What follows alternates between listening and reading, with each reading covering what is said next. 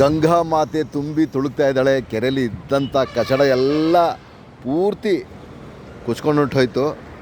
ಯಾಕಂತ ಹೇಳಿದ್ರೆ ಪೂರ್ತಿ ನೆಲೆಯಲ್ಲಿ ಎಲ್ಲ ಓಪನ್ ಮಾಡಿರಲಿಲ್ಲ. ನೆನೆ ಎಲ್ಲ ಅವ್ರು ಹೇಳಿ ಎಲ್ಲ ಓಪನ್ ಮಾಡಿಸಿ ಇದಕ್ಕೆ ನೋಡಿ ಎಲ್ಲ ಪೂರ್ತಿ ಇವರು ಮೀನು ಟೆಂಡರ್ ತಗೋತಾರೆ. ಟೆಂಡರ್ ತಗೊಬಿಟ್ಟು ಮೀನು ಹೊಟ್ಟೋಯ್ತೇವೆ ಅಂತೇಳಿ ಇಲ್ಲಿ ಇರೋ ಪರ ಕಸೆ ಎಲ್ಲ ಎಲ್ಲಿಂದ ತಿಳ್ಕೊ ಬಂದಿದ್ದೆಲ್ಲ ಇಲ್ಲಿ ಸ್ಟಾಕ್ ಆಗಿರ್ತದೆ. ಆಮೇಲೆ ನೆನ್ನೆ ನಾವು ಬಂದು ಮುಖ್ಯ ಅಧಿಕಾರಿಗಳಿಗೂ ಕೂಡ ಕಂಪ್ಲೇಂಟ್ ಮಾಡೋದು. ಪಾಪ ಫೋನಲ್ಲೇ ಹೇಳ್ದೋ, ಸರ್ ಅದನ್ನ ಸ್ವಲ್ಪ ತೆರವುಗೊಳಿಸಿ ಸರ್, ಅದೆಲ್ಲ ಪೂರ್ತಿ ಎಲ್ಲ ಇದು ಮಾಡ್ಕೊಂಡಿದ್ದಾರೆ ಅಂತೇಳಿ. ಆವಾಗ ಅವರು ಪಾಪ ಹೇಳ್ಬಿಟ್ಟು ಎಲ್ಲ ರೆಡಿ ಮಾಡಿಸಿದ್ದಾರೆ. ನೋಡಿ ಈಗ ಫಸ್ಟ್ ಕ್ಲಾಸ್ ನೀರೆಲ್ಲ ಚೆನ್ನಾಗಿದೆ, ಫಸ್ಟ್ ಕ್ಲಾಸಾಗಿ ಹೋಗ್ತಾಯಿದೆ ನೀರು.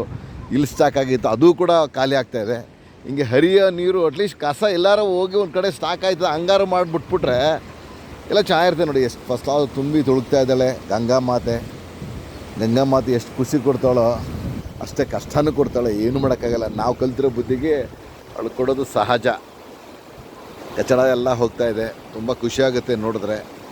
ಇದೇ ಥರ ಈ ಕೆರೆ ಏರಿಯಾವನ್ನು ಸ್ವಚ್ಛಗೊಳಿಸಿ ಫಸ್ಟ್ ಕ್ಲಾಸಾಗಿ ಎಲ್ಲ ಪಾರ್ಕಿಂಗ್ ಪ್ಲೇಸ್ ಥರ ಮಾಡಿಬಿಟ್ರೆ ಇದನ್ನು ಕೂಡ ನಮ್ಮದು ಒಳ್ಳೆ ಟೂರಿಸಮ್ ಕೆರೆ ಥರ ಮಾಡ್ಕೋಬೋದು ಎಲ್ಲರೂ. ನಮ್ಮ ಅಟ್ಲೀಸ್ಟ್ ನಮ್ಮ ಟೌನವ್ರು ನೋಡಿದ್ವಿ, ಇವರು ಎಷ್ಟು ಮಟ್ಟಿಗೆ ಗಲೀಜುಗಳನ್ನ ತಂದು ಅಲ್ಲಿ ಯಾವ್ದಾದ್ರು ಪುರಸಭೆ ಗಾಡಿಗೆ ಹಾಕಿದ್ರೆ ಆಯ್ತಲ್ವ. ನೋಡಿ ಅಲ್ಲೆಲ್ಲ ಈ ಹಾಸಿಗೆಗಳೆಲ್ಲ ತಂದು ಇಲ್ಲಿ ಬಿಸಾಕೋದು, ಇಂಥ ಹಾಸಿಗೆಗಳೆಲ್ಲ ತಂದು ಬಿಸಾಕಿರ್ತಾರೆ. ಪಾಪ ಅಲ್ಲಿ ಯಾರು ಬಡಬಗ್ಗರಿಗಾರು ಕೊಟ್ಟರೆ ಅವ್ರಾರು ಇಟ್ಕೊಳ್ತಾರೆ. ಇದನ್ನು ಬಳಕೆ ಮಾಡಿದ್ರೆ ನೆಲದಲ್ಲಿ ಮನಿಕತ್ತಾ ಇರೋರು ಇರ್ತಾರೆ ಅಲ್ವಾ, ಅಂಥವ್ರಿಗೆ ಕೊಡೋಕ್ಕೇನಪ್ಪ ಇವ್ರ ಕಷ್ಟ. ಎಲ್ಲ ಸ್ವಾರ್ಥಿಗಳು ಈ ಜನರು. ಯಾಕೆಂತೇಳಿದ್ರೆ ಯಾವುದನ್ನು ಸರಿಗೆ ಪರಿಸರನ ಬೆಳೆಸುವಂಥ ಯಾವುದೇ ಥರದ ಕ್ರಮ ಕೈಗೊಳ್ಳಲ್ಲ. ಅದನ್ನು ಫಸ್ಟ್ ಕ್ಲಾಸ್ ಆಗಿದೆ, ಭಾರಿ ಚೆನ್ನಾಗಿದೆ. ಖುಷಿ ಆಯ್ತದೆ ನೋಡಿದ್ರೆ ಕೆರೆನ.